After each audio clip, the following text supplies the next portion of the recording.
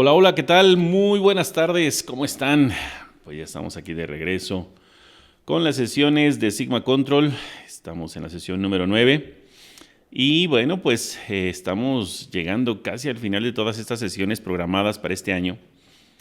Estamos con un tema de mucha utilidad, con un tema que agrupa a todo lo que se tiene que hacer en términos estadísticos. No significa que sea obligatorio, pero es de gran beneficio trabajar con Seis Sigma, que es el tema de esta sesión. Muchísimas gracias a todos los que ya nos están siguiendo en redes sociales, a los que les dan like a nuestros videos. Muchas gracias. Lo hacemos con toda la intención de difundir el conocimiento que tiene que ver con el control interno de la calidad en las diferentes áreas. Y bueno, como ya saben, nuestro software Sigma Control tiene pues muchas herramientas que pueden ser utilizadas en su laboratorio. Así que gracias a todos los que ya nos siguen. Recuerden nuestras redes sociales, Comunidad Sigma Control, así nos van a encontrar.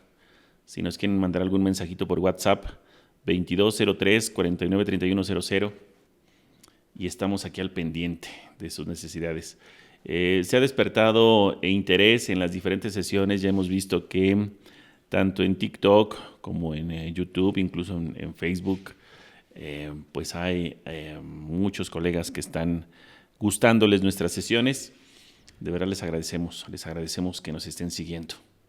Y bueno, recuerden participar, mandarnos sus mensajitos, decirnos qué les está pareciendo toda esta información. Así que bueno, pues vamos a comenzar. Vamos a comenzar porque tenemos este tema que es Seis Sigma. Es, insisto, de mucha utilidad, así es que vamos a ver de qué se trata. Comenzamos con el hecho de tener que revisar nuestros conceptos y cálculos estadísticos. Vamos a hacer un repaso muy rápido de cómo funcionan estos conceptos. Recordemos que partimos del hecho de conocer los dos errores, tanto sistemático como aleatorio. El error sistemático, bueno, pues es el que se produce en una única dirección y que provoca un desplazamiento o un movimiento llamado sesgo de la media. Y esto es con respecto a el valor de referencia o valor considerado como verdadero. Lo podemos ver en esta gráfica en donde nos damos cuenta que tanto nos alejamos en promedio de nuestro valor de referencia o verdadero. Y la mejor forma de conocerlo pues es calculando el sesgo. El sesgo puede ser calculado en unidades y en porcentaje, esto ya lo sabíamos, y también tenemos claridad de que el valor de referencia o verdadero puede provenir de un material de la veracidad, de consenso, de información acumulada, del inserto, en fin, hay múltiples formas de hacer este recuento del sesgo. Por otro lado, conocemos al error aleatorio, que está expresado en desviación estándar o en coeficiente de variación, y no es más que una cuantificación de la dispersión de los valores dentro de una serie de estos datos. Es una medida de imprecisión entonces en unidades o porcentaje. Quiere decir que puedo ocupar a estas fórmulas para poder conocer esa dispersión de mis datos. Si vemos en la gráfica, pues es la amplitud de esa gráfica. ¿Cuánto estamos alejándonos entre datos? Claro, con respecto siempre a la media, ¿verdad? Porque la media es la que es nuestra herramienta de tendencia central. Entre más dispersión, pues menos aceptable es, aunque ya sabemos que hay analitos que por su naturaleza, pues se comportan así, con esa dispersión amplia. Bueno, es parte de la naturaleza de nuestros analitos en el laboratorio clínico. Recordamos que si unimos la precisión y la veracidad, así como la conocemos, pues la precisión a partir de la desviación estándar y coeficiente de variación, la veracidad a partir del sesgo, pues es como bibliográficamente conocemos al error aleatorio y al error sistemático.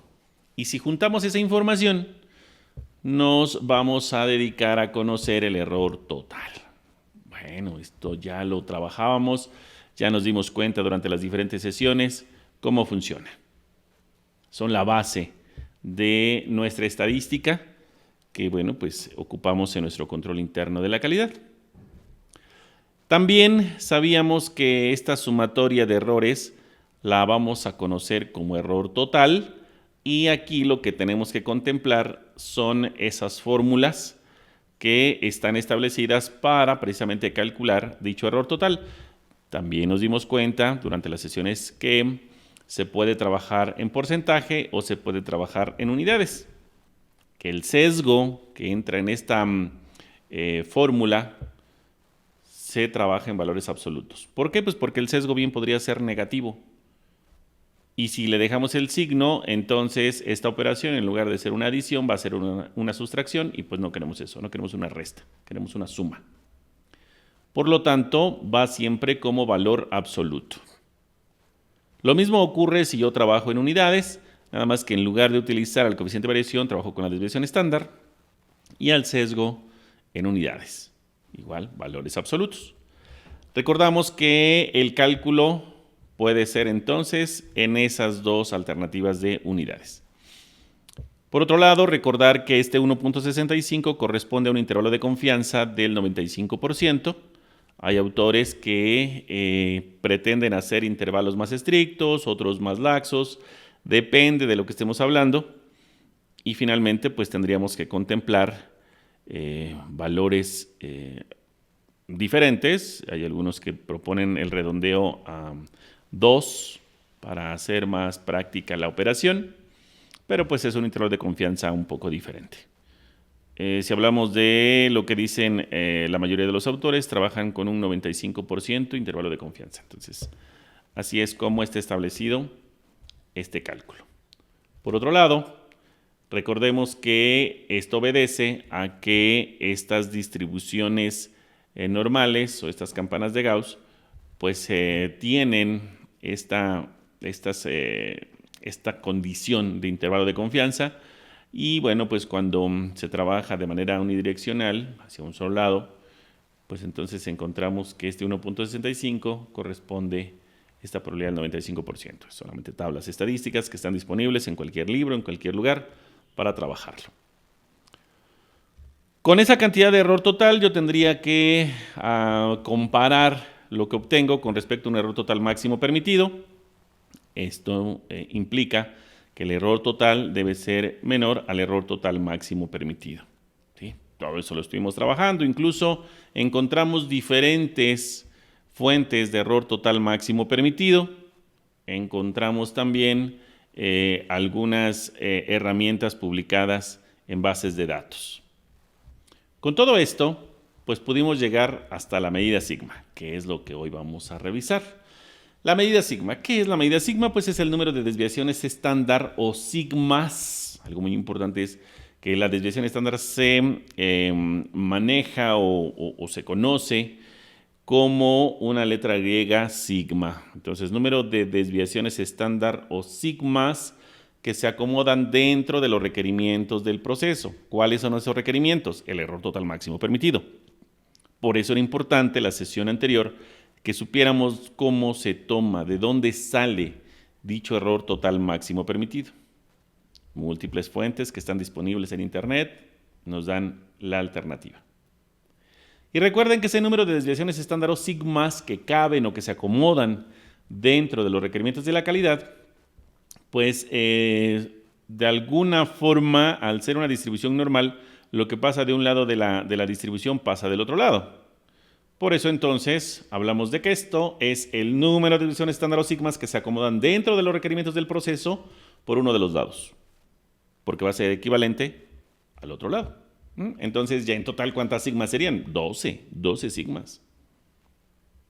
Y para que quepan esas 12 sigmas, requerimos que nuestras desviaciones estándar sean esbeltas. Si nosotros hablamos de este requerimiento de la calidad o error total máximo permitido, tendremos que elegir el más apropiado para que esto sea funcional y la medida sigma sea la más adecuada. En algunos casos hemos encontrado algunos colegas que dicen que esto es como manipulado. Se hace pensar que pues yo escojo a modo cuál sería dicho error total máximo permitido. Lo que yo les puedo decir más bien es que, de acuerdo a mi desempeño, yo selecciono un error total máximo permitido porque es el que me alcanza a cumplir de acuerdo al método que tengo, de acuerdo a las condiciones analíticas que en ese momento tengo.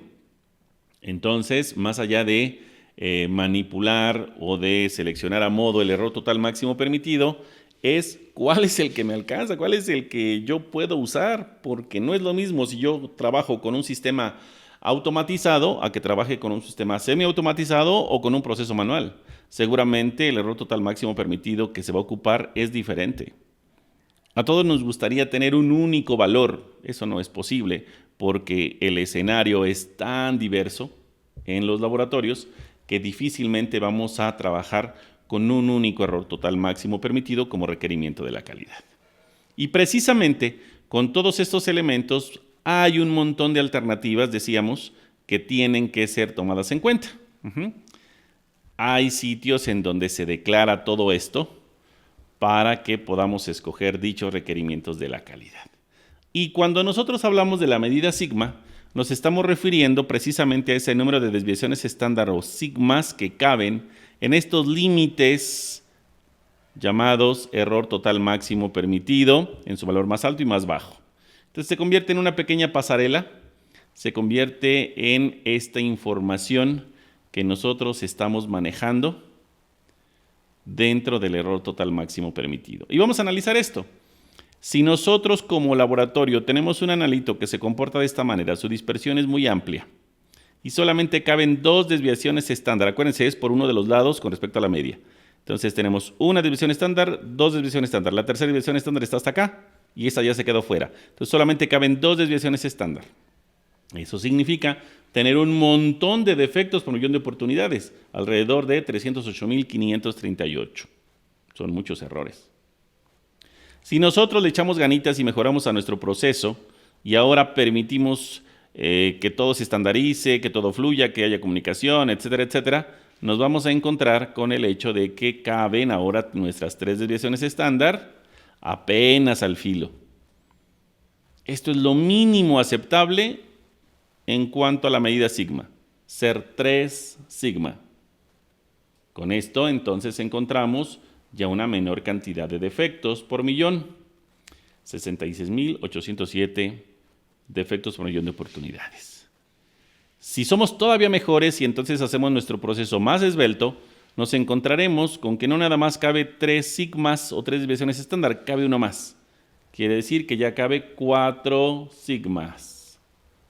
Y esto se traduce en solamente 6.210 defectos por millón de oportunidades. Lo vamos haciendo mejor. Si somos ahora 5 sigmas, es decir, 3 sigmas más 2 que quedan aquí de libertad, bueno, pues entonces 5 sigmas se traduce en solamente 233 defectos por millón de oportunidades. Y si soy 6 sigma, soy tan esbelto que caben 3 desviaciones estándar y otras 3 más. Y solamente tendré 3.4 defectos por cada millón de oportunidades. Por lo tanto, si yo tengo en mi organización, en mi laboratorio o mi banco de sangre, la oportunidad de estandarizar, la oportunidad de mejorar mis procesos y tener estos procesos esbeltos, seguramente van a cumplir perfectamente con estos requerimientos de la calidad. El problema va a ser cuando tenga desempeños tan malitos como este, que tendré que mejorar un montón de cosas, cambiar un montón de cosas. ¿Qué necesitamos? Pues estar monitoreando el nivel de sigma que tenemos para saber si realmente está ocurriendo esa mejora. Esta pasarela que tenemos de desviaciones estándar más grandes, más pequeñas, hasta llegar a ser esbeltas, nos dan la pauta para entender que si estandarizamos el proceso, va a ser mucho mejor. Para entender un poquito más sobre una gráfica de Levi-Jennings y el error total máximo permitido, ustedes recordarán, ya vimos las gráficas integrales, pues tenemos un error total máximo permitido y ahora trabajamos con estas herramientas. La gráfica de Levi-Jennings perfectamente cabe dentro del error total máximo permitido. Entonces tengo los criterios estadísticos y clínicos juntos. Cuando nosotros analizamos el número de sigmas o desviaciones estándar que caben en este error total máximo permitido por uno de los lados, pues entonces hablamos de que cabe 1, 2, 3 sigmas. Ya tengo 3 sigmas en este momento. Pero si yo reviso, a lo mejor caben 4 sigmas y a lo mejor cabe hasta 5 sigmas, aproximadamente, a ojo de buen cubero. Este es un proceso esbelto, este es un proceso que está funcionando muy bien. Habría que ver, claro, qué error total máximo permitido escogimos. ¿Qué es lo importante de esto? Que ustedes escojan un reto. El error total máximo permitido tiene que vincularse con un reto. Exigirle al método, exigirle al proceso. Si yo escojo errores totales máximos permitidos muy laxos, pues ok, lo estoy cumpliendo y podría tener una medida sigma por ahí bien. Pero la idea o el espíritu de este nivel de exigencia es que cada vez sea mejor. Por lo tanto, buscaré estandarizar mis procesos, mejorarlos continuamente, capacitar al personal, etcétera, etcétera, para que busque que mi desempeño sea cada vez más esbelto y entonces mi error total máximo permitido lo pueda ajustar, pueda exigirle más al proceso. De eso se trata. ¿Cómo calculamos la medida sigma? Bueno, a partir del error total máximo permitido que ya elegimos, le vamos a restar el sesgo en valores absolutos, sin signo, entre el coeficiente de variación. Bajo esta premisa, nosotros podemos entender que 3 sigma es pobre, pero es lo mínimo aceptable en el laboratorio clínico. Todo lo que sea menor a 3 sigma va a requerir acciones de mejora inmediata, con toda la intención de que se busque qué fue lo que ocurrió, por qué es que no tenemos un buen desempeño si es que estuviéramos en 2 sigma o menor a 2 sigma. ¿Cuál podría ser la causa? Si el método, si las máquinas, si la mano de obra, si el medio, si la medición. ¿Cuál es la causa que está generando ese movimiento, esas variaciones? Bueno, tenemos que buscarlo para cambiarlo y tratar de mantener condiciones mejores. Ojalá pudiéramos estar cercanos a 6 sigma. Eso ayudaría muchísimo para que el resultado sea cada vez más confiable. Con esta información, veamos un ejercicio de cálculo. Si yo tengo un sesgo negativo, por cierto, de 1.5 y un coeficiente de variación de 2.1, con un error total máximo permitido de 10%, pues vamos a sustituir los datos. Sustitúyanlo y vamos a encontrar que sería 10 menos 1.5 entre 2.1. Realicen la operación. Hagan la operación. Se van a dar cuenta de que tienen una medida sigma 4. Con esta medida sigma 4, la conducta es la siguiente. La medida sigma es aceptable. El laboratorio puede seguir entregando resultados a los pacientes. Habíamos comentado, lo mínimo aceptable es 3. Con 4 ya estamos bien. Si fuera 5 sería mejor, si fuera 6 sería ideal. Pero bueno, pues sabemos que cada analito va a comportarse de forma distinta y otra vez el nivel de exigencia que yo considere en términos de error total máximo permitido, pues también será la forma en la que la medida sigma se comporte. ¿Qué tal que cambia un poquito nuestro coeficiente de variación? Tenemos los mismos elementos en error total máximo permitido y lo mismo en sesgo, pero el coeficiente de variación cambia, aumenta un poco. Si nosotros sustituimos ese valor del coeficiente de variación, resulta que ahora la medida sigma es de 2.74. Hace un momento estaba en color verde, ahora está en color rojo, porque es menor de 3. Esto significa que la medida sigma no es válida para procesos de rutina. El laboratorio no puede seguir entregando resultados a sus pacientes, requiere hacer un análisis de causa raíz y aplicar acciones de mejora, acciones de cambio. Vean que tan solo con mover un poco el coeficiente de variación puede haber un impacto fuerte sobre el desempeño, porque al final es la dispersión, está aumentando la dispersión.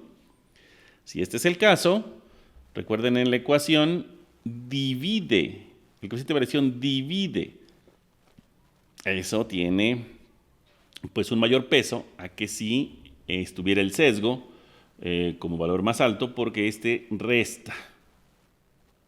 Por lo mismo, necesitamos tener valores pequeños de sesgo y de coeficiente de variación, es decir, procesos esbeltos, precisamente para que la medida sigma pues, sea apropiada. Si nosotros ponemos el escenario en el cual tendríamos que valorar ahora al error total máximo permitido, vean que si calculamos nuestra medida sigma considerando un error total máximo permitido de 10%, otro de 7%, otro de 4%, me estoy volviendo exigente. Con el mismo desempeño, tanto en sesgo como en coeficiente de variación, vamos a ver qué pasa.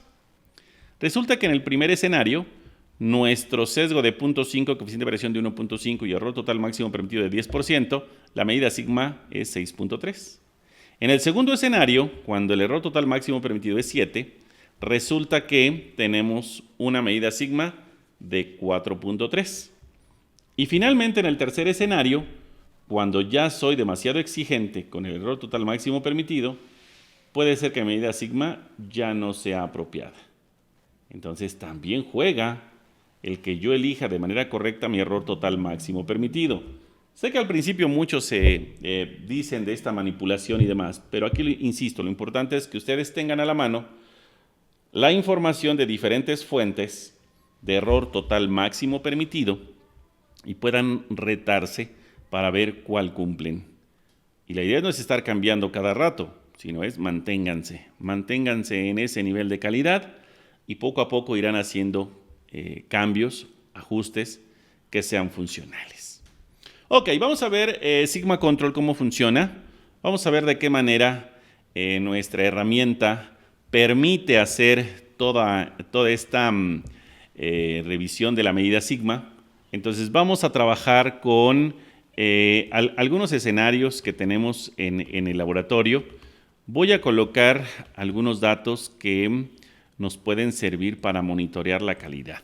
¿Listo? Entonces vamos a ver de qué se trata. Vamos a ver cómo funciona todo lo que hacemos en nuestra plataforma.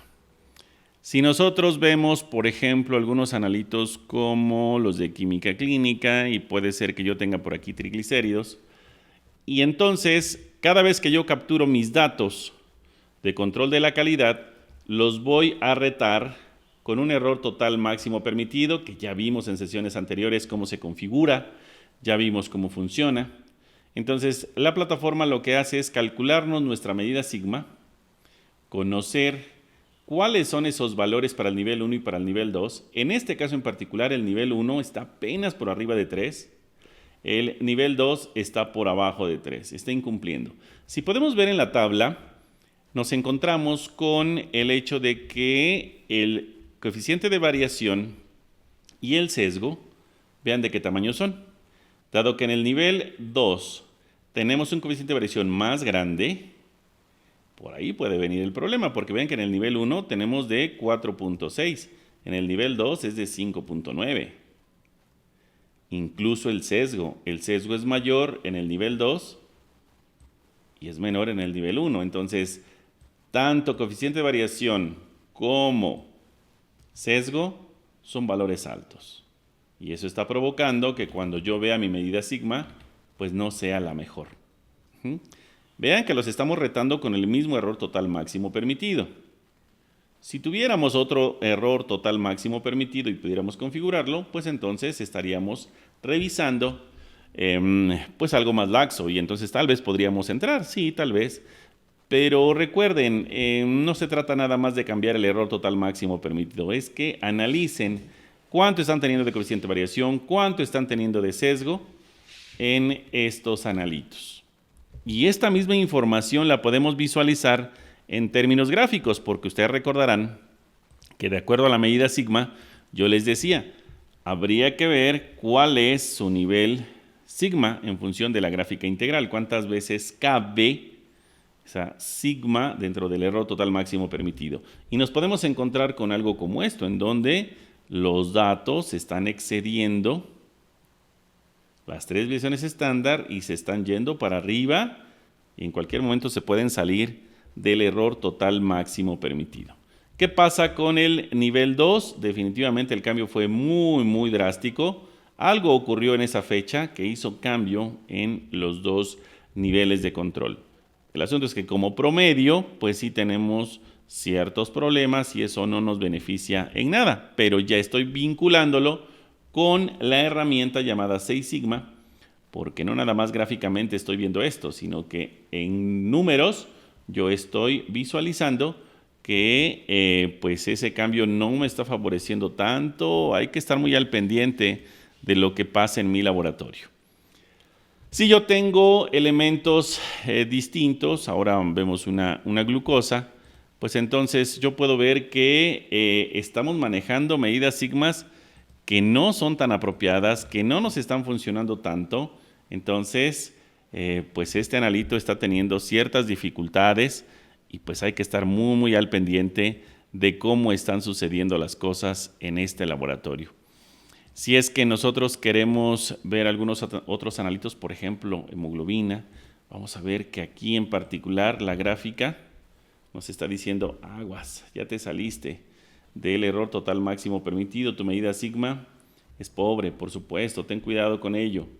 Aquí la medida sigma es un poco mejor, claro, porque tengo una imprecisión más baja y al haber elegido este error total máximo permitido, pues me encuentro con este escenario en donde sí se ve cumplimiento, sin embargo hay un sesgo, tengo que estar al pendiente. Y cuando tengo una medida sigma de 5.4, incluso esto es porque hay menos sesgo, sin embargo, pues también tengo que mejorar. ¿Qué podríamos hacer? Buscar de dónde salió el valor de referencia, porque al parecer no nos está favoreciendo tanto. Así que hay que buscar de dónde salió el valor de referencia. Si es del inserto, pues nada más tengan precaución, porque no siempre en el inserto del material de control viene un valor que me diga, esta media se obtuvo de tal lote de reactivo con tal lote de calibrador, y si yo tengo este tipo de cambios, pues por supuesto que me afectan. Entonces, Sigma Control lo que hace es calcular esa información, calcular todo esto de manera gráfica y en cálculos estadísticos, en una numeralia que están en estas tablas. Y por supuesto me semaforiza cuáles son esos desempeños. Recuerden, en rojo es inaceptable, amarillo es alerta y verde es aceptable. Así es que pues es cosa de estar al pendiente, de revisar cómo funciona en su laboratorio cada uno de estos analitos. Y bueno, pues la idea es que podamos tomar decisiones basados en herramientas de esta naturaleza. Pues así es como Sigma Control lo hace. Para los que ya tienen la plataforma, les agradecemos mucho que lo estén haciendo y que nos digan cómo está funcionando sus desempeños, cómo se están trabajando todos estos datos. Ojalá que les esté beneficiando, que les esté ayudando a entender mejor cómo funciona este criterio de Six Sigma. Para los que no lo han usado, les invitamos a que nos pidan un demo. Tenemos la oportunidad de darles el software por un mes sin costo y probarlo. Vean cómo les calcula su medida sigma, cómo funciona para sus diferentes áreas, los diferentes analitos, y creo que les puede ser de mucha utilidad. Ya saben, estamos ahí en nuestras redes sociales, Comunidad Sigma Control, y pues mándenos un mensajito, pónganse en contacto con nosotros para poder ver qué podemos hacer en conjunto. Hay precios especiales para distribuidores, hay precios especiales si es que hay una mayor cantidad de licencias que soliciten. Así es que bueno, pues esperamos que sea de utilidad para ustedes. Por el momento es todo, les agradezco muchísimo. Por favor, manden mensajitos, sus opiniones, sus comentarios. Estaremos al pendiente para contestarlos. Por el momento hasta aquí dejamos la sesión. Un gran abrazo para todos, que tengan bonito fin de semana.